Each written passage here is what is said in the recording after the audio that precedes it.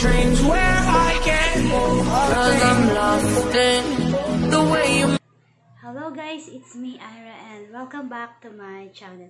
For today's video guys, I will show you my first boyfriend. No, it's not. My first income. Lahat ng first ko ngayong 2020.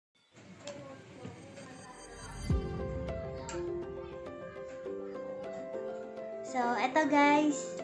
Eto na yung aking mga first income. Ayan. Naka-separate na siya. Ayan, tingnan natin.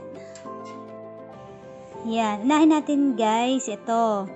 Ito yung kaninang umaga. May nagpadala sa akin. Through Smart padala. Ayan. Yung isa, dalawa kasi yan. Pero isang tao lang. 2,000 yung isa. Tapos ito 700. So, kumita ako dyan ng 50 pesos. Ayan.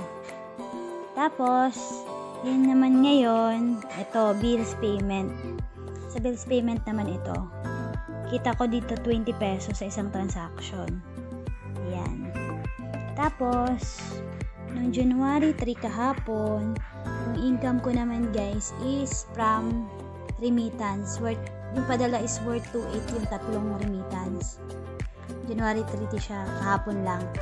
Then, yung aking eto, noong January 2, may nagbayad sa cellphone na mga installment. Ayun, ito yung unang-unang hulog ngayong taon. 2,000. Yan. Tapos, next is, ayan, yung cellphone. Nag-down payment noong January 1. Ayan. Kasi nagpapa-installment ako guys ng cellphone. Ayan, may kumuha ng cellphone noong January 1. Ito yon. Yung income ko dyan, 1,500. Pero yung down payment, 2,000. Yan. Tapos,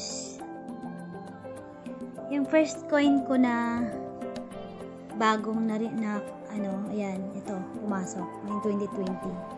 Bago na siyang 5 pesos, meron na siyang mga line na yung dati, di ba, lang, circle lang. Ito may konti siyang, mga kanto.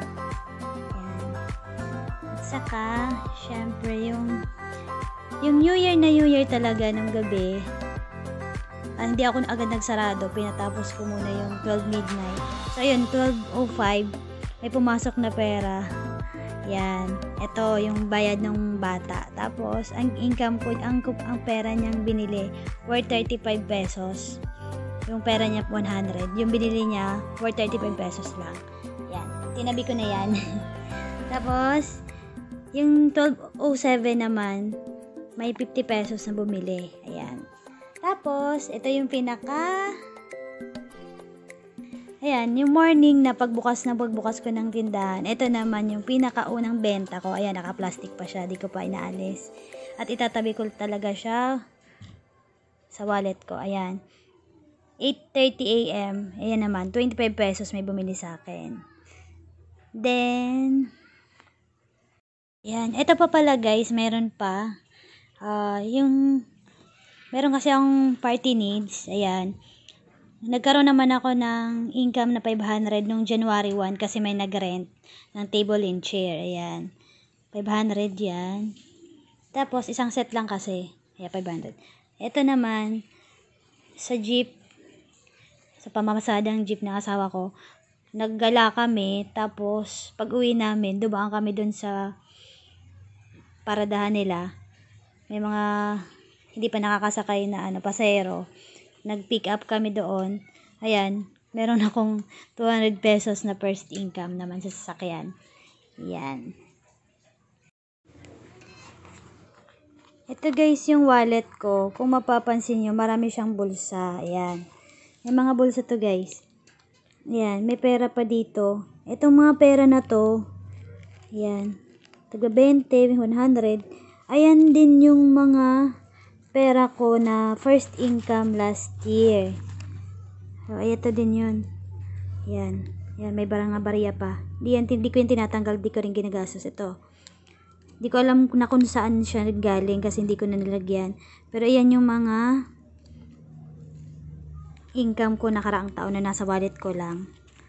Yan, mahilig ako magtabi ng 20s na bago. Ito na lang din yung natira noong nakaraang taon. So, ayan. Di ko na alam kung saan tong mga ibang pera pa. So, ayan guys. Yan ang aking first income this year.